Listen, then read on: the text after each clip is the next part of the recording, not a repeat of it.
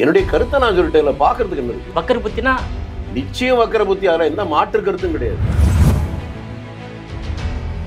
திமுகவோட திட்டமிட்ட சதி வேலை தான் சார். திமுக ஒட்டுமொத்தமா திமுக சொல்றவங்க நான் பைத்தியக்காரன். அதிகாரத்தில் கையில வைத்திருக்கிற ஒரு கிரிமினல் செய்த வேலை. வக்கர புத்தி தான் 41 உயிர்கள் போயிருக்கு. ஒருவேளை தாவேக்காவுடைய அரசியல் அந்த பயணத்தை தடுக்க வேண்டும், தாவேக்கா அரசியலை தூக்கி எறிய வேண்டும் என்பதற்காக செய்யப்பட்ட சதி திட்டமா? ஆனா இன்னைக்கு இந்த கெட்டு போச்சு, ஆட்சி கெட்டு போச்சு, அதிகாரம் கெட்டு போச்சு, எம்எல்ஏ ஊழல் பண்றான், எம்பி ஊழல் பண்றான்னா அவர்களை குறை சொல்ல மாட்டேன். அவர்களை தேர்ந்தெடுத்த வாக்காளரை. தாவேக்கான ஒரு கட்சி இப்பதானே வந்துச்சு. காலையில இருந்து சாயந்தரம் திமுக அவ்வளவு பேரும் தாவேக்கான்னு பேசினாவே பயப்படவும் தானே பேசுறாங்க. காங்கிரசுக்கு அமைச்சரவையில் இடம் கொடுத்தால் அவர்கள் ஆட்சியில் இருக்கலாம். அது இடம் கொடுக்கறதுன்னு முடிவு பண்ணிட்டா எதிர்கட்சிக்கு தயாராகிக்க வேண்டியதான்.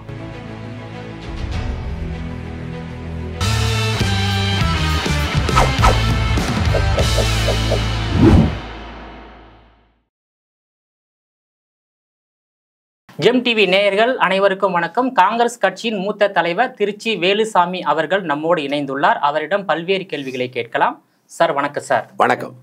சார், இப்போ நடிகர் விஜய் கரூர்ல பிரச்சாரம் மேற்கொண்ட போது 41 பேர் மரணம். அந்த மரணத்துக்கு திமுக வக்கார புத்தி தான் காரணம் என்ற கருத்தை நீங்க தெரிவிச்சிருந்தீங்க. அந்த கருத்துக்கு திமுகவிடமிருந்து பல்வேறு எதிர்ப்புகள் வந்தது. இது எப்படி பாக்குறீங்க சார்? என்னுடைய கருத்தை நான் சொல்லிட்டேன். பாக்குறதுக்கு என்ன இருக்கு? வக்கர புத்தினா நிச்சயம் வக்கர புத்தி. அதில் எந்த மாற்று கருத்தும் கிடையாது. ஒரு கூட்டம் போடுவதற்கு அனுமதி போலீஸ் கேட்கணும். போலீஸ் எந்தெந்த விதிமுறைகளை பார்க்கணும் உங்களுக்கு தெரியுமா? ஒரு கூட்டத்திற்காக அனுமதி. நான் 55 வருஷமா கூட்டம் போட்டிருக்கேன், பெரிய கூட்டம் போட்டிருக்கேன், மாநாடு போட்டிருக்கேன். நான் பொறுப்புலையே எனக்கு அடிப்படை விவரங்கள் தெரியும். ஒரு கூட்டம், பெரிய கூட்டம் வரும் என்றால் அனுமதி கேட்கிற போது அந்த கூட்டத்தில் ஏதாவது ஒரு அசம்பாவிதம் நடந்தால் அங்கு கூடுகிற கூட்டத்தில் இருக்கிறவர்கள் வெளியேறுவதற்கான எக்ஸிட், வேறு வழி, மாற்று வழிகள் இருக்கிறதா என்று பார்த்ததுக்கு அப்புறம் தான் அனுமதியை கொடுப்பாங்க. அதுல நீங்க உன்னிப்பா கவனிக்க வேண்டிய ஒன்று என்னன்னு கேட்டா, இவ்வளவு பெரிய கூட்டம் கூடுதுன்னு எல்லாருக்கும் தெரியும். உங்களுக்கு தெரியும் இல்ல? அரசாங்கத்துக்கு எப்படி தெரியாம இருக்கும்? அந்த கூட்டத்திற்கான அனுமதி அடுத்த நாள் கூட்டத்திற்கு முதல் நாள் மாலையில 5 மணிக்கு தான் கொடுக்குறாங்க. முடிஞ்சு போச்சா? அந்த இடம் இவங்க பல இடத்தை கேட்டு கொடுக்காம இந்த இடத்தை அவர்கள் தான் ஒதுக்கி கொடுக்குறாங்க. ஆனா வெளியில தப்பா அவங்க சொல்லிட்டு இருக்காங்க. அது வேற. அந்த இடத்தில் உங்களுக்கு வெளிப்படையா சொல்லணும்னா, இந்த வக்கர புத்திங்கிற வார்த்தைக்கு காரணம், ஒரு பெரிய கூட்டம் அந்த இடத்தில் கூட போகிறது என்று தெரிந்ததற்கு பின்னாலும் சாக்கடையை வேலை செய்வதற்காக ஒரு நோண்டப்பட்ட ஒரு குழி ஒரு அரை மணி நேரத்தில் அது மூடி இருக்க முடியும். மூடவே இல்லை, அப்படியே திறந்திருக்கு. அந்த கூட்டத்துக்கு வருகிற கூட்டம் தள்ளுமுள்ள வரும்போது விடுவாங்கிறது பைத்தியக்காரனு கூட தெரியும். அரசாங்கத்துக்கு எப்படி தெரியாம இருக்கும்? அதிகாரிகளுக்கு எப்படி தெரியாம இருக்கும்? ஏன் மூடல அப்படின்னு அந்த கேள்வியை மட்டும் கேட்டா, ஏதோ தப்புன்னு சொல்றாங்கன்னு சொன்னீங்களே, மூளை இருக்கணும்லாம் அது புரியும். ரெண்டாவது, அடுத்து கேட்கிறேன், இவ்வளவு பெரிய லட்சக்கணக்கான பேருக்கு வர்ற கூட்டம், அந்த கூட்டத்தில் கட்டுறதுக்கு ஹாரன் கட்டுறது போல அனுமதி கொடுத்தாங்களா? உங்களுக்கு தெரியுமா? மீடியாக்களே பல பேருக்கு அடியும் தெரியாம நுனியும் தெரியாம விமர்சனம் பண்ணிட்டு இருக்காங்க. உங்களுக்கு இந்த ஆட்சியிலேயே நடந்த இன்னொன்னு சொல்லிட்டு உங்களுக்கு புரியும். இஸ்லாமியர்களுக்கு எதிராக ஒரு சட்டம் வருகிற போது, குடியுரிமை சட்டம் வரும்போது கண்டன கூட்டம் தமிழ்நாடு முழுக்க நடந்துச்சு. நான் தமிழ்நாட்டிலேயே இஸ்லாமியர் அல்லாத ஒரு அரசியல்வாதி அதிக கூட்டங்களை நான் தான் பேசியிருக்கேன். 83 ஊர்ல கூட்டம் பேசினேன். நான் அதல்ல இப்ப நான் சொல்ல வர்ற விஷயம், திருப்பூர்ல அது பிரம்மாண்டமான ஏற்பாடு பண்ணி ஒரு கூட்டம் போட்டாங்க. அந்த எம்பி சுப்பராயன் தான் என்னை கூப்பிட்டார். சரின்னு ஒத்துக்கிட்டு இருந்தேன். பெரிய அளவுக்கு ஏற்பாடு பண்ண நீங்க அவசியம் வரணும்னு சொன்னா, நம்ம பார்த்து ரொம்ப நாள் ஆச்சே, நீங்க வர்றீங்க, மதியம் வாங்க, சாப்பிட்டு கொஞ்ச நேரம் பேசிட்டு அப்புறம் போகணும். நான் அது மாதிரி இங்கே போயிட்டேன். 1 மணிக்கெல்லாம் போயிட்டேன். ஒரு 2 மணி இருக்கும். காவல்துறை சேர்ந்தவர்கள் வந்தாங்க. அந்த கூட்டம் ஏற்பாடு பண்றவரும் அவரும் நானும் சாப்பிட்டுட்டு இருக்க போதே என்னன்னு கேட்டோன்னே சொன்னாங்க, எங்களுக்கு கிடைச்சிருக்கிற செய்திப்படி நீங்க எதிர்பார்த்ததை விட இன்னும் பெரிய கூட்டம் வருது தெரியும். அதுவே ஹைவேல தான் அந்த கூட்டத்தை போட்டிருந்தாங்க. நாங்க தெரியுது எங்களுக்கு. அதனால இன்னும் ஏற்பாடுகள் கொஞ்சம் விரிவா செய்யணும்ன்றாங்க. என்ன செய்யறதுன்னு கேட்டாங்க. அந்த அதிகாரி தான் சொன்னார்கள், எனக்கு முன்னால தான் சொன்னார் அதிகாரி, இன்னும் கொஞ்சம் ஒரு 10-20 ஹார்ன் எக்ஸ்ட்ரா கட்டுவோம். அதோடு இன்னொன்னு உங்களால செய்ய முடிஞ்சதுன்னா ரொம்ப நல்லதுன்னாரு. என்னன்னு கேட்டாங்க. எல்இடி ஸ்கிரீன் இருக்கே, அது இன்னும் ஒரு 10 இடத்துல அங்கங்க வைப்போம். இன்னும் நான் மறக்க மாட்டேன். மேடையிலிருந்து பார்க்கிற போது கண்ணுக்கு தெரிந்தவர்களும் கூட்டம் இருந்துச்சு. எவ்வளவு தூரம் கூட்டம் இருந்துச்சு கூட தெரியாது. அவ்வளவு பெரிய கூட்டம் வந்துருந்துச்சு. ஒரு சின்ன சலசலப்பு கூட வராமல் இருந்ததுக்கு காரணம் கூட்டம் ஏற்பாடு செய்தவர்கள் அல்ல, அந்த எம்பி அல்ல, நான் அல்ல. அது அமைதியாக நடக்குவதற்கு காவல்துறை அதிகாரிகள் சொன்ன அந்த செய்தி, அவருடைய அறிவுரை தான் காரணமாக இருந்துச்சு. அதே காவல்துறை தானே கம்யூனிஸ்ட்ல இது இருக்கு, கரூர்ல இருக்கு. உங்களுக்கு தெரிகிற போது எனக்கு தெரிகிற போது அவங்களுக்கு தெரியாதா?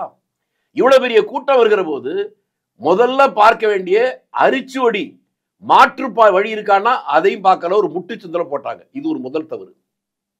அவ்வளவு பெரிய கூட்டத்துல ஹார்னே நீங்க கட்ட விடலைன்னா அதை கேட்கறதுக்காக முடி அடிச்சு வரத்தானே செய்வாங்க. இது 2வது தவறு. 3வது பார்க்கறதுக்கு தான் வந்தாங்க வாதத்துக்கு நான் ஒத்துக்கிறேன். திருப்பூர்ல இருந்த காவல்துறை சேர்ந்ததை போல ஒரு 10 இடத்துல எல்இடி ஸ்கிரீன் வைங்கன்னு சொல்லியிருந்தா இது வந்திருக்காதா? இது பாமரனுக்கு தெரியாம இருக்கலாம், பப்ளிக்கு தெரியாம இருக்கலாம், பெரிய பெரிய மேதையா இருந்தாலும் உங்களுக்கு தெரியாம இருக்கலாம். ஒரு கூட்டத்தை எப்படி கட்டுப்படுத்துவது என்பதற்கு காவல்துறைக்கு தருகின்ற அறிவுரையே ஐபிஎஸ் ஆபீசருக்கு தெரியாம இருக்கவே முடியாது. அப்படி இருந்தும் அந்த ஹார்ன் கட்ட அனுமதிக்கல, எல்இடி ஸ்கிரீன் வைக்கல. அதனால் ஒரு செயற்கையாக ஒரு பிரச்சனை உருவாச்சு என்று நான் சொன்னா நீங்க மறுப்பீங்களா? மறுக்க மாட்டேன். அதைத்தான் நான் வக்கர புத்தின்னு சொன்னேன். இப்ப முடிஞ்சு போச்சா? இது திமுகவோட திட்டமிட்ட சதி வேலை தான் சார். திமுக ஒட்டுமொத்தமா திமுக சொல்றவங்க நான் பைத்தியக்காரன். அதில் இருக்கக்கூடிய யாரோ ஒரு கிரிமினல் அதிகாரத்தில் கையில வைத்திருக்கிற ஒரு கிரிமினல் செய்த வேலை. அவனுடைய வக்கர புத்தி தான் 41 உயிர்கள் போயிருக்கு. ஒட்டுமொத்தமான திமுகவையோ அல்லது ஒட்டுமொத்தமான ஆட்சியோ சொல்ல மாட்டேன். அந்த அதிகாரத்தில் கையில் வைத்திருக்கக்கூடிய ஒரு மனிதனுடைய அந்த வக்கர புத்தி இவ்வளவு பெரிய நடந்தது. காவல்துறைக்கு பொறுப்பு வைக்கக்கூடியது முதலமைச்சர் மு க ஸ்டாலின். அந்த மாவட்டத்துக்கு செயலராக இருப்பது செந்தில் பாலாஜி. காவல்துறை செந்தில் பாலாஜி முதல்வர் அப்படின்னு எடுத்துக்கலாமா? எப்படி வேணாலும் நீங்க எடுத்துங்க. நான் என்ன காரணம்னு சொல்லிட்டேங்க. அதுக்கு என்ன நீங்க சொல்லுங்க. எல்லாமே நான் தான் சொல்லணுமா? உங்களுக்கு பொறுப்பு இல்லையா? இந்த தமிழ்நாட்டினுடைய வரலாற்றிலே இருக்காத ஒரு கருப்பு தினம் அது. எந்த கட்சியா வேணா இருங்க, யாரா வேணாலும் இருங்க, எல்லா கட்சியும் கடந்து நீங்களும் நானும் மனிதனா இருக்கிறதான முதல்ல முக்கியம். 41 உயிர் துள்ள துடிக்க கொலை நடந்திருக்க, அதை பார்த்து வருத்தப்படாத வேதனைப்படாத எவனும் மனிதனாக இருக்க முடியாது. அதனால இதுல போய் அரசியல் பார்க்கிற புத்தி எனக்கு இல்லை. ஆனால் இயற்கையாக ஒரு சம்பவம் நடந்து செய்தாலே அதற்கே வருத்தப்படுவோம். துரதிருஷ்டவசமாக வக்கர புத்தி தான் இப்படிப்படுது. இது இயற்கையாக நடந்த மரணம் அல்ல, படுகொலை என்றே நான் சொல்லுவேன். இதற்கு காரணமாக யார் இருந்தாலும் அவர்களை தமிழ்நாட்டு மக்கள் மன்னிக்க கூடாது, மன்னிக்க மாட்டாங்க, மன்னிக்கவும் கூடாது, மன்னிக்கவும் மாட்டார்கள்.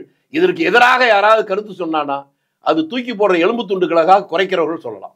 ஒருவேளை தாவேக்காவுடைய அரசியல் அந்த பயணத்தை தடுக்க வேண்டும், தாவேக்க அரசியலை தூக்கி எறிய வேண்டும் என்பதற்காக செய்யப்பட்ட சதி திட்டமா அப்படின்னு எடுத்துக்கலாமா? ஏன்னா தாவேக்க அதுக்காக தானங்க அது செய்யறது. அந்த பயணத்தை தடை செய்யணும்னு சொல்றதுதான். இதுக்கு நீங்க அதிகாரிகளை சுதந்திரமாக செயல்பட விட்டிருந்தாலே இந்த தவறு நடந்திருக்காது. ஏன்னா பெரிய பெரிய சம்பவம் நடந்திருக்கு. எப்படி வந்தாலும் எங்கேயாவது ஒரு சில இடங்களில் தப்பு நடந்து சில உயிர்கள் போகும் என்பதை நான் மறுக்கிறேன். ஆனால் இங்கே நடந்தது இயற்கையாக இல்லை, இந்தியாவிலேயே இது செயற்கையாக. ஒரு கூட்டத்துல 41 பேர் பலி என்பது முதல் தமிழ்நாட்டில் நடந்தது. ரொம்பவும் வருத்தமானது, வேதனை. அதான் கருப்பு தினம் நான் சொல்றேன். கருப்பு தினம். இன்னும் சொல்ல போனா இன்னைக்கு என்னுடைய சொந்த ஊர் இருக்கிறது அந்த கரூர் மாவட்டம் தான். அதனால கூடுதல் வேதனை எனக்கு இருக்கு. இல்லை, அந்த பகுதி மக்களும் அரசாங்கத்தான் குற்றம் சொல்றாங்க, பிளஸ் காவல்துறையை குற்றம் சாட்டுறாங்க. அது நீங்க சொல்ல மக்களே டிவியில் பேட்டி கொடுத்துருக்காங்க, நான் பார்த்துருக்கோம். இப்போ கூட பார்த்தோன்னா 1 மாதம் கழிச்சு தான் விஜயை அந்த பாதிக்கப்பட்ட மக்களை மாமல்லபுரம் வர வச்சு உதவியெல்லாம் செய்திருக்காரு. இது எப்படி பார்க்குறீங்க சார்? என் வாயில சொல்லணும்னு நினைக்கிறீங்க? உங்களுக்கே தெரியும், விஜய் அந்த மக்களை பார்ப்பதற்காக அனுமதி கேட்டு காவல்துறை நாடினாரா? ஆமா, டிஜிபி அலுவலகத்தில் மனு கொடுத்தாரு. அவங்க பதில் சொல்லல. கோர்ட்டுக்கு அவங்க வக்கீல்கள் போனாங்க. கோர்ட் ஒரு டைரக்ஷன் கொடுத்து டிஜிபிக்கு ஏற்பாடு பண்ணுங்கன்னு. டிஜிபி அந்த வக்கீல்கள் போய் பார்த்தாங்க. நீங்க போய் எஸ்பியை பாருங்கன்னாங்க. பந்தாடிச்சு போலீஸ். அது அவர்கள் செய்ததில்லை, பின்னால யாரோ இருந்து அப்படி பண்ண வச்சிருக்காங்க. காவல்துறைக்கு எந்த இதுவும் கொடுக்கல. மு க ஸ்டாலின் தான். ஆமா, அது பொறுப்பு அவர்தான் பதில் சொல்லணும். அதுல மாற்று கருத்தே இல்லை. நீங்க கரெக்டா சொல்றீங்க. எனக்கு வேலையே இல்லை. தவறு அவருக்கு தெரிந்து நடந்ததா தெரியாமல் நடந்ததா அது வேற. அதற்கு பொறுப்பு வகிக்கின்ற முதலமைச்சர் அதற்கான தவறு எங்கிருந்து நடந்தது என்பதை கண்டுபிடித்து குறைந்தபட்சம் இந்த தவறுக்கு காரணமானவர்கள் மீது நடவடிக்கையாவது எடுக்க வேண்டும் என்பதுதான் அந்த 41 உயிர்களுடைய ஆன்மாவாவது கொஞ்சமாவது சாத்தியம். தவறுக்கு காரணமாகவே முதலமைச்சராக இருந்தா எப்படி நடவடிக்கை எடுக்க முடியும்? நீதிமன்றம் தான் நடவடிக்கை எடுக்க முடியும். அப்படியா? எனக்கு இப்பதாங்க நீங்க சொன்னதுக்கு அப்புறம் முடியுது. அவரே தான் காரணமா? இப்ப காவல்துறை அவர் தான் பொறுப்பு வைக்கிறாரு. காவல்துறை மனசு வச்சுதான் அந்த கூட்டத்தை கட்டுப்படுத்தலாம். கொஞ்சம் அந்த கிளாரிட்டி தான் தெரியாம சொன்னதுக்கு அப்புறம் தான் புரியுது அவரே காரணம். நீங்க சொல்லிட்டீங்க. இப்ப இது காரணம்னா அப்போ தாவேகாவை ஒழிக்க வேண்டும் என்ற நோக்கத்தோடு திமுக அவருடைய பயணத்தை தடை செய்வது மட்டும்தான் அவருடைய நோக்கம். தடை செய்ய நினைப்பது, அவர்களை பலவீனப்படுத்த நினைப்பது அரசியல்ல சகஜம்தான். ஆனால் அதற்காக இப்படிப்பட்ட விபரீதமான இந்த யுக்திகளை கையாள்வது வேதனைக்குரியது, வருத்தத்திற்குரியது. அது யாராக இருந்தாலும் நம்மால் ஏற்றுக்கொள்ள முடியாது. சோ விஜயுடைய அரசு எதிர்காலம் எப்படி இருக்கு? இதுக்கு மேல சார் உங்களுடைய கருத்து சார், ஒரு மூத்த தலைவரா? சார் நான் ஒண்ணு சொல்றேன் சார், நான் இதெல்லாம் புதுசு இல்லை. நான் ஒன்றும் சின்ன பையங்க மாதிரி அரசியல் இருக்க ரெக்ரூட் மாதிரி காலத்து அரசியல்வாதி உங்களுக்கு எல்லாமே சார் நான் சொல்றேன். அரசியலில் இவன் தான் பெரியவே, இவன் சாதாரண ஆளு, இவன் சின்ன ஒன்றும் சாதிக்க முடியாது, இவன் பெரிய ஆளு சாதிக்க முடியும், அதெல்லாம் ஒன்றும் கிடையாது. இவர் பெரிய தியாகி, நேர்மையானவன், ஜெயிப்பானா இல்லை. இங்க நானே என்னுடைய உதாரணத்தை சொன்னா நீங்க நகைச்சுவைக்காக சொல்ல, என்னுடைய கேரக்டர் அதுதான். ஆனா அப்பா உங்களுக்கு புரியல. 89 ஒரே ஒரு முறை நான் தேர்தல் நிற்கிறேன். தேர்தல் நிற்கிற போது நாமினேஷன் ஃபைல் பண்றதுக்கு நான் மோட்டர் சைக்கிள் தான் போனேன். கூட ஆட்களை காரில் தானே கூட்டு போவான், எல்லாம் முழிக்கிறான். தேர்தலில் நிற்கிற போது நான் ஏன்டா செலவு பண்ணணும்? செலவு பண்ணா யார்கிட்ட கை நீட்டணும். அப்புறம் நான் ஜெயிச்சு வந்தா அவன் 4 காரியம் சொல்லுவான், அவனுக்கு செய்யணும். இதெல்லாம் நான் செய்ய தயாரா இல்லை. நான் தப்பு செய்ய போவதில்லை, அதனால செலவு பண்ணவும் மாட்டேன். சொன்னது மட்டும் இல்லாம பொதுக்கூட்டத்தில் நான் பேசுறேன். எல்லாருக்கும் என்ன பேசுறேன்னா, எனக்கு வாக்களித்து எனக்கு வெற்றியடைய செய்தால் நாட்டுக்கு லாபம், என்னை தோல்வியடைய செய்தால் என் வீட்டுக்கு லாபம். இன்னைக்கு அந்த ஊர்ல கேட்டீங்கன்னா சொல்லுவாங்க, பல பேர் 90ல இருந்து இப்ப 25 வருஷம் தாண்டிடுச்சு, இப்ப சொல்றான், அட பாவி உன் கேரக்டரே அதுதான், அப்ப எங்களுக்கு புரியலேன்னு. ஆனால் நான் மகிழ்ச்சி அடையணும்னா தோத்ததுக்காக இல்ல, இதெல்லாம் கேட்டதுக்கு அப்புறம் எனக்கு 25,000 பேர் ஓட்டு போட்டான் பாருங்க. அப்ப அந்த மக்களை நான் பாராட்டுறேன். நீங்க ஜெயிச்சிருந்தா அந்த தொகுதி மக்களுக்கு நன்மை செய்திருப்பீங்க. நன்மை அதில்ல சார், இந்த மக்களுடைய நீங்க ஓட்டு போடுகிற போது மக்களுடைய அளவுகோல் தான் அந்த ஆட்சியை நிர்மாணிக்கிறது. உதாரணத்துக்கு நான் சொல்றேன், இன்னைக்கு கூட ஒரு சேனல்ல ஒருத்தரை பத்தி போடுறாங்க. சுதந்திரம் வாங்குவதற்கு முன்பாக பவானியில ஒரு எம்எல்ஏ வர்றார், காங்கிரஸ் எம்எல்ஏ தான். அவர் தான் அந்த அணை கட்டுவதற்காக முத அப்ப பிரகாசத்துக்கிட்ட மனு கொடுத்தவர் அப்படின்லாம் வருது. அதுக்கப்புறம் அந்த கடை கட்டி முடிக்கப்பட்டது காமராஜர் காலத்தில், அது வேற. ஆனால் அந்த எம்எல்ஏ அதுக்கு தொடர்ந்து போராடிட்டு அந்த பதவி போனதுக்கு அப்புறம் வீட்டுல சாப்பாடுறதுக்கு வழி இல்லாம வேற ஒருத்தருக்கு கடிதம் போடுறாரு, நீங்க எங்க ஊருக்கு வந்திருக்கிற போது பார்க்க முயற்சி பண்ணேன், முடியல, சாப்பிடுறதுக்கே கஷ்டம், ஒண்ணும் இல்லை, ஒரு மூட்டை அரிசி அனுப்ப முடியுமான்னு. இப்படி ஒரு ஊர்ல இல்ல, பல ஊர்ல உங்களுக்கு நல்லா தெரியறதுக்கு சொல்றேன். கோயம்புத்தூர் தமிழ்நாட்டிலேயே செல்வ செழிப்புல ஒரு ஊர். அந்த ஊர்ல எல்லம நாயுடு ஒருத்தர், அவர்கிட்ட நான் நல்லா பழகிருக்கேன். ஒரு முறை எம்எல்ஏ, ஒரு முறை எம்எல்சி சாகிற போது அவருக்கு சொந்த குடிசை கூட கிடையாது. அந்த காங்கிரஸ் கட்சி ஆபீஸ்லயே பாயிலே படுத்து செத்து போயிட்டார். காமராஜர் சகோதரர் அவரு இல்ல, அவர் எல்லம நாயுடு அவர் பேரு, சகோதரர் மாதிரி அவருடைய பாணியில ஆட்சி தாங்கடா சொல்றேன். எல்லாரும் காமராஜ் கக்கனோட நிறுத்திடுங்க. இந்த 2 பேரை தாண்டிய தியாக செல்வர்கள் இவர்களுக்கு நண்பராக இருந்தாங்க. என்ன வைத்தறிச்சல்னா, அவர்களை பற்றியெல்லாம் இன்னைக்கு தமிழ்நாட்டு மக்களுக்கு தெரியல. நான் எதற்காக எடுத்துங்க, கோமதி சங்கதீஷர், ஏன் மந்திரியா இருந்த ராமையா, மந்திரியா முத தமிழ்நாட்டில் பெண் அமைச்சராக இருந்தவங்க, மீனவ சமுதாயத்தை சேர்ந்தவங்க, இவங்க எல்லாம் மந்திரி பதவி போனதுக்கு தெருவில் சாதாரண நடந்து போனதை பார்த்திருக்கோம்ல. அன்றைக்கு இருந்த வாக்காளர்கள் வாக்களிக்க போகிற போது அந்த வேட்பாளருடைய தகுதி என்று அவர்கள் பார்த்தது, இவன் நேர்மையானவனா, ஒழுக்கமானவனா, அதாவது பொது சொத்தை கொள்ளடிக்காத அந்த மனோபாவம் இருக்கிறதா, இதப்பா அளவுகோலா வச்சு ஓட்டு போட்டாங்க. அவனும் அதே மாதிரி வாழ்ந்துட்டு போனான். இப்படி ஒருத்தர் 2 பேர் இல்ல, எல்லா கட்சியிலும் உண்டு. வெறும் காங்கிரஸ்காரனை மட்டும் சொல்ல மாட்டேன், கம்யூனிஸ்ட் கட்சியில பல பேர் இருந்தாங்க.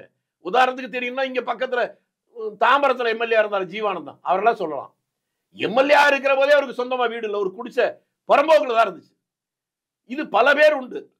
அப்படிப்பட்டவர்களை நான் பாராட்டுவதை விட அவர்களுக்கு பாக்கெட்ல ஓட்ட கால்னா கூட இல்லைன்னாலும் அவருடைய நேர்மைக்காக வாக்களித்து வெற்றியடை செய்தார்களே வாக்காளர்கள், அவர்களை தான் பாராட்டுவோம். ஆனா இன்னைக்கு இந்த கெட்டு போச்சு, ஆட்சி கெட்டு போச்சு, அதிகாரம் கெட்டு போச்சு, எம்எல்ஏ ஊழல் பண்றான், எம்பி ஊழல் பண்றான்னா அவர்களை குறை சொல்ல மாட்டேன், அவர்களை தேர்ந்தெடுத்த வாக்காளர்களை குறை சொல்லுவேன். உங்களுடைய அளவுகோல் மாறி போச்சு. ஓட்டு போடுறதுக்கு கேட்க வரும்போதே சும்மா வரீங்களே எனக்கு என்ன தர்றீங்க என்று என்னைக்கு இந்த தமிழ்நாட்டில் கேட்டானோ அது உன்னை நினைச்சா வேதனையா இருக்கு. ஒரு இடைத்தேர்தல் புதுக்கோட்டை நடந்துச்சு. தேர்தலுக்கு 4 நாள் இருக்கு. ஒரு தெருவில் சாலை மறியல் பண்றாங்க இந்த மக்கள். அதிகாரம்லாம் ஓடுறான் என்னமோ ஏதோன்ட்டு. என்னையா என்னன்னு உன்ன சொல்லலாம், எல்லா தெருவுக்கும் பணம் கொடுத்துட்டாங்க ஓட்டுக்கு, எங்க தெருவுக்கு இன்னும் பணம் வரலன்னா. இதற்கு பின்னால இங்க எப்படி பொது வாழ்க்கையில் எப்படி நேர்மை வரும்? ஓட்டுக்கு பணம் கொடுக்கும் கலாச்சாரத்தை எந்த கட்சி ஏற்படுத்திய சார் தமிழ்நாட்டில்? இது கட்சி சார், மன்னிக்கணும், உங்களை பார்த்து நான் என்ன பண்றது தெரியல. இந்த கட்சியின் கொள்கையை தீர்மானம் போட்டு பணம் கொடுக்கறது சார். அப்படி பணம் கொடுக்கிறவன் எந்த கட்சியா இருந்தாலும் ஒதுக்கணும்னு சொல்றேன். பணம் கொடுக்கிறது கொள்கை முடிவல்ல, மனிதனுடைய பொதுமக்களுடைய ஒழுக்கம் சார்ந்த பிரச்சனை. உங்களுடைய அளவுகோல் தப்பா இருக்கு, அதனாலதான் தப்பா போச்சுன்னு தான் ஜீவானந்தன் காங்கிரஸ்காரரை சொன்னேன். எல்லா கட்சியிலுமே அப்படி நேர்மையானதுங்க. திமுக சொல்லட்டுமா உங்களுக்கு? எங்க ஊர்ல எம்எஸ் மணின்னு ஒருத்தர் இருந்தார், எம்எல்ஏ திமுகவில். அவர் ஒரு பிரஸ்ல சாதாரண கூலி தொழிலாளி, அவர் கூட எம்எல்ஏ வந்தார். எதுக்கு ஓட்டு போட்டாங்க? அவர் பணம் கொடுத்தா போட்டாங்க. அதுக்காக திமுக யாருமே பணம் கொடுக்க மாட்டாங்கன்னு அர்த்தமா? பணம் கொடுக்கறானா எந்த கட்சி சார்பல்ல, அதை கடந்து யார் பணம் கொடுத்தாலும் அவனை முதல்ல ஒதுக்கு. நான் நல்ல வேளை ஞாபகப்படுத்துறீங்க. இதுக்கு ஒரு சரியான உதாரணம். நான் தேர்தல் நிற்கிற போது மறக்கவே மாட்டேன், உறையூர் கடத்தெரு, அதுல ஒரு ஆட்டோ மேல ஏறின்னு பேசுறேன். பணம் எவன் கொடுக்கறானா அவன் யாரா இருந்தாலும் ஓட்டு போடுறதுன்னு முடிவெடுங்க, அரசியல் உருப்படும் அப்படின்னு சொல்லிட்டு பார்க்கிற போது ஒரு ஓரத்துல பிளாட்பாரத்துல ஒரு வயசான கிழவி ஒரு வாழைப்பழம் வித்துக்கிட்டு இருந்துச்சு. நான் சொன்னீங்க பாருங்க, வயசான ஒரு அம்மா தட்டுல வாழைப்பழம் விற்குது, முதலீடு ஒரு 500 ரூபா தான் இருக்கும். வீட்டுக்கு போற போது என்ன லாபம்னு பாக்குதா இல்லையா? 500 ரூபா முதலீடு போட்டு வியாபாரம் பண்ற வாழைப்பழ வியாபாரம் பண்றவங்க மாலையில லாபம் பார்க்கிற போது 1 கோடி 1.5 கோடி 2 கோடி செலவு பண்ணி ஒருத்தர் எம்எல்ஏ வந்தா அவன் ஊழல் செய்யக்கூடாது எப்படா நீ எதிர்பார்க்கிற? பணம் செலவு செய்கிறவன் அதை வணிகமாக பார்ப்பான், பணம் செல்லாமல் இருக்கிறவன் தான் அதை வேள்வியாக பார்ப்பான். அதை நாட்டு மக்கள் புரிந்து கொண்டாலே எல்லா கட்சியிலும் நேர்மையாளரை தான் தேர்தலில் நிறுத்துவாங்க. மக்கள் வந்து அப்படி ஒரு நிலைமை வரும், பணம் வாங்கக்கூடாது. அதனால மக்கள் மத்தியில் அந்த மாற்றம் வந்தால் மட்டும்தான் சமூகம் சரிப்படுத்த முடியும். இது கட்சி சார்ந்த பிரச்சனை அல்ல. சார் இன்னொரு விஷயம் வந்து இப்போ தாவேகாவை கண்டு திமுக பயப்படுகிறது சார். ஏங்க நீங்க தமிழ்நாட்டில் தான் இருக்கீங்க. தாவேகான ஒரு கட்சி இப்பதானே வந்துச்சு. காலையில இருந்து சாயந்தரம் திமுக அவ்வளவு பேரும் தாவேகான்னு பேசினாவே பயப்படவும் தானே பேசுறாங்க. காய்ச்சல் இருந்தாலும் சார் கல்லடி போடும். உங்களுக்கு கவலை இல்லாம இருக்கலாம், எனக்கு கவலையான இருக்கலாம், ஆட்சியில் இருக்கவங்களுக்கு அவங்களுக்கு அந்த அச்சை இருக்கும் தானே பேசுறாங்க. அதுல இருந்தே நீங்க புரிஞ்சுக்க வேண்டியதுதான். யார் மீது அவர்கள் தாக்கல் நடத்துகிறார்களோ அவருடைய வளர்ச்சி அவர்களை உறுத்துகிறதுன்னு தான் அர்த்தம். இப்போ தாவேக வளர்ச்சி திமுகவுக்கு பிடிக்கல. நான் கோனார் நோட்ஸ் போட்டேன், அதுக்கு மேல வேற ஒரு நோட்ஸ் போட முடியாதுங்க. இப்போ வந்து காங்கிரஸும் திமுக கூட்டணி தானே இருக்கின்றது. இப்போ காங்கிரஸ் கூட்டணி 2024 தொடரும் என்று தான் பேசப்படுகிறது. இன்னொரு விஷயம் பார்த்தீங்கன்னாக்கா 2026ல் எந்த கட்சி காங்கிரஸ் கட்சிக்கு அதிகாரத்திலும் ஆட்சியிலும் பங்கு கொடுக்கின்றதோ அந்த கட்சி தான் ஆட்சிக்கு வரும்னு நீங்கள் மட்டுமல்ல உங்களை போன்ற பல்வேறு காங்கிரஸ் மூத்த தலைவர்கள் கருத்து தெரிவித்து வராங்க. ஆனால் இது குறித்த கருத்தை செல்வ பெருந்தகை எதுவும் தெரிவிக்கல, ஆளக்கூடிய திமுக எதுவும் தெரிவிக்கல. இது எப்படி பார்க்குறீங்க சார்? உங்க கேள்வியில ஒரு சின்ன திருத்தம். காங்கிரஸ் கட்சி தலைவர்னு சொல்லி பாருங்க, அதுல வேணா கொஞ்சம் வித்தியாசம் இருக்கலாம். காங்கிரஸ் கட்சியில் இருக்க தொண்டர்கள் தெளிவாயிட்டான். நாங்க என்ன சன்மார்க்க சங்கமாடம் நடத்துறோம்? இந்த நாட்டுடைய சுதந்திரத்துக்காக போராடின காங்கிரஸ் கட்சிக்கு அதிகாரம் வரணும்னு விருப்பப்படாதா? அதிகாரத்துல இடம் கொடுத்தாதான் நாங்க ஆதரிப்போம்னு முடிவு கொண்டோம். அதுக்கு வாய்ப்பை யார் உருவாக்கி தருகிறார்களோ அவர்களுக்கு ஆதரவா தான் தொண்டர் இருப்பான். தலைவர்களா இருக்கிறவங்களுக்கு என்ன போல உங்களை போல இருக்கிறவங்களுக்கு வேணா வேற இருக்கலாம். தொண்டனுக்கு என்ன இருக்கு? அவன் விரும்புகிற அதிகாரம் காங்கிரஸுக்கு யாரும் தருகிறானோ அவனை ஆதரிப்பான். அதிகாரம் பங்கீடு யார் தரலையோ அவனை ஆதரிக்க மாட்டான். நீங்க அகில இந்திய கட்சி தீர்மானம் போட்டாலும் சரி, வீடு வீடா போய் தலைவர்கள் அவன்கிட்ட கேட்டாலும் சரி, தொண்டனுடைய நாய்வால அன்பால் மட்டும்தான் அதை ஆட்ட வைக்க முடியும். அதிகாரத்துல நாய் ஆட்ட முடியாது. அதுதான் இதுக்கு உதாரணம். தொண்டனுடைய உணர்வுகளை புரிந்து கொண்டு அதற்கு தகுந்தாற்போல் தலைமை செயல்படுகிற போதுதான் தொண்டன் உடன்படுவான். அந்த தொண்டருடைய உணர்வுகளுக்கு எதிராக தலைமை போனால் அவன் ஆதரித்து வரமாட்டான் என்பதற்கு 1000 உதாரணம் இருக்கு. தொண்டர்கள்ட்ட அந்த உணர்வு வந்துருச்சு, காங்கிரசுக்கு பங்கு வேண்டும்னு. அதை புரிந்து கொண்டு காங்கிரஸ் கட்சி மட்டுமல்ல, கூட்டணி கட்சியில் இருக்கவும் வந்தா மட்டும்தான் நல்ல முடிவு ஏற்படும். அதற்கு சரியாக இல்லை என்றால் வேதனையான முடிவு தான் வரும்.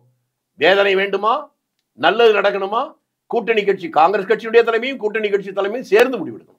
அப்ப வந்து காங்கிரஸ் கட்சிக்கு ஒரு 50 தொகுதிகள் தேவைப்படுகிறது. துணை முதலமைச்சர் ஒரு தொகுதியா கூட இருக்கு. என்னங்க நீங்க சின்ன பிள்ளை மாதிரி பேசுறீங்க?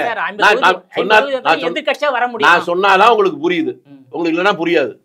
வட மாநிலத்துல ஒரே ஒரு சுயேட்சை எம்எல்ஏ, அவன் ஒருத்தன் போடுற ஓட்டு தான் ஆட்சி அமைக்கிற நிலைமை வரும்போது அவனையே முதல் மந்திரி ஆக்கினா உங்களுக்கு தெரியுமா?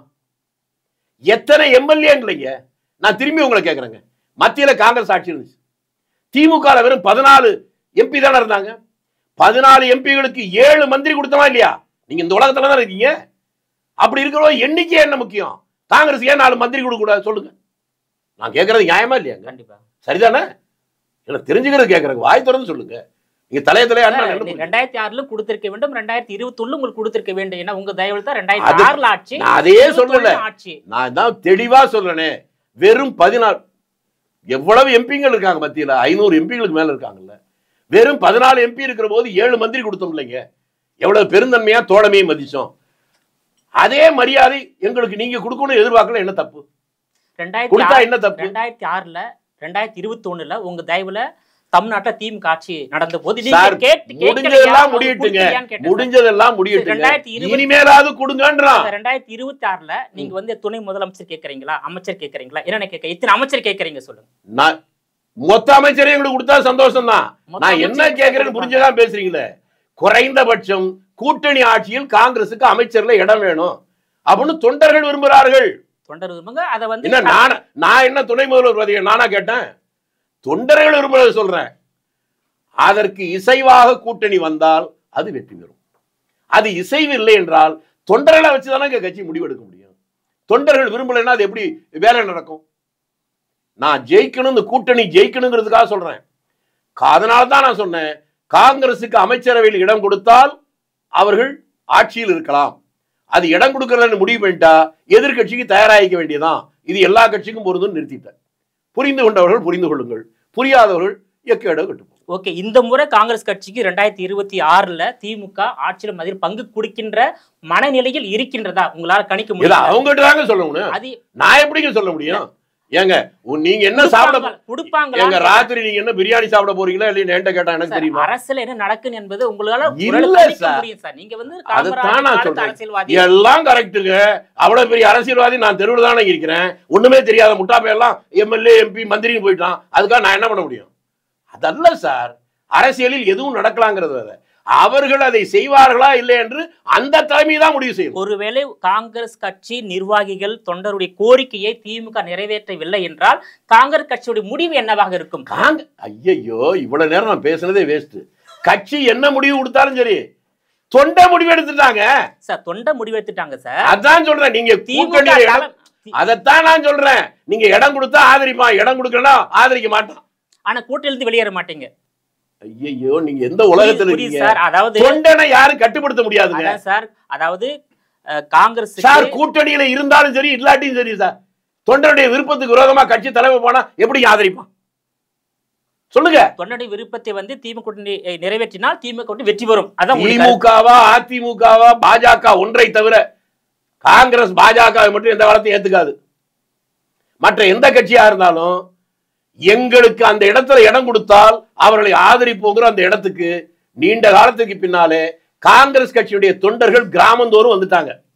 அந்த உணர்வுகளை புரிந்து கொண்டு அதற்கு இசைவாக ஒரு அணி உருவானால் அதுதான் வெற்றி பெறும்.